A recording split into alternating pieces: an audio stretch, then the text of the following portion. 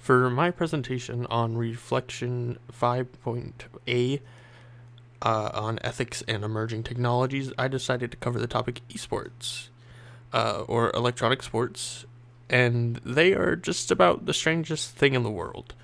Much like any other sport, they are live streamed or shown to large masses of audiences played in stadiums or just at a LAN, uh, and are broadcasted worldwide pretty much, using platforms such as Twitch, where people can live chat and talk and react to what is happening.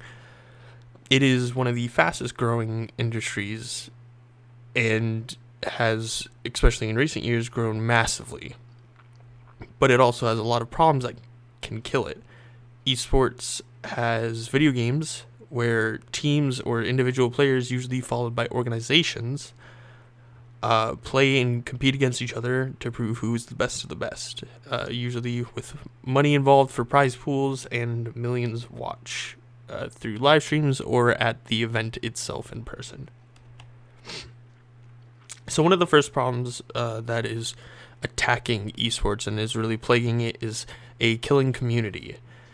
The word toxic is used to describe a lot of the gaming community as a whole, which is also connected to a lot of the esports community. Toxic means just, there's a definition in the PowerPoint, but it also just means that it is somebody who is unnecessarily hateful or just overall not a nice person to be around, very negative.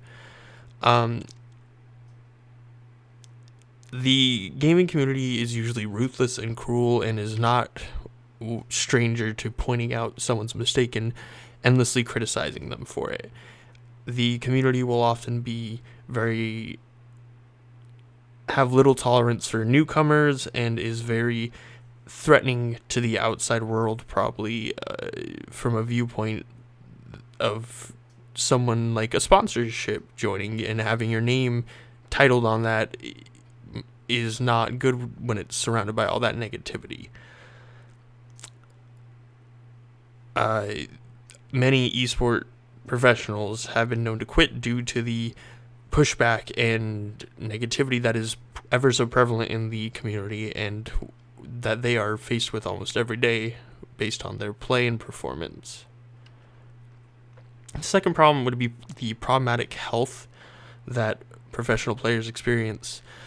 So to be a pro esports player, a pro video game player, you need to be the best of the best. You need to have insane reaction time and dexterity, which usually your dexterity tends to start declining around your 30s.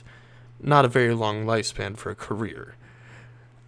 This being said, you also tend to need to practice almost daily and put in 12 to 14 hours most of the time, sometimes 16, and usually that includes just not putting enough time into the people around you, such as loved ones, family, friends, significant others, so on and so forth.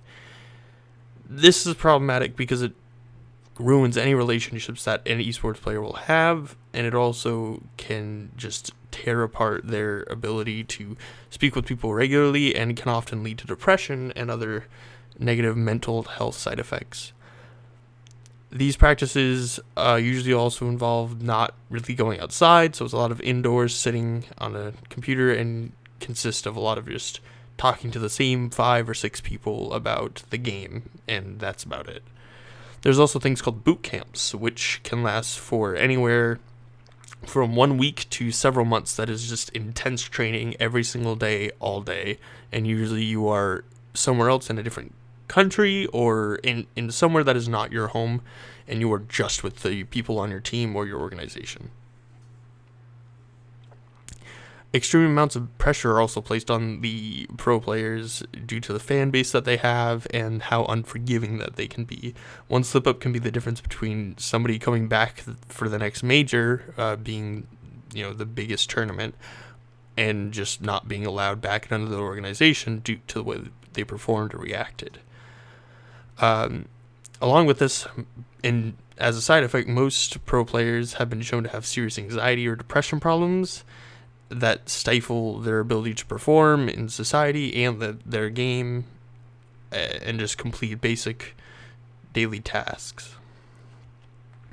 All this together is basically saying that esports, though an amazing industry and is ever present and ever growing, and is at the peak of where it has ever been so far, is going to be suffering if it is not taken light. If these issues are taken lightly and aren't taken as a serious problem that needs to be resolved and worked on, and not as just a taboo social bubble.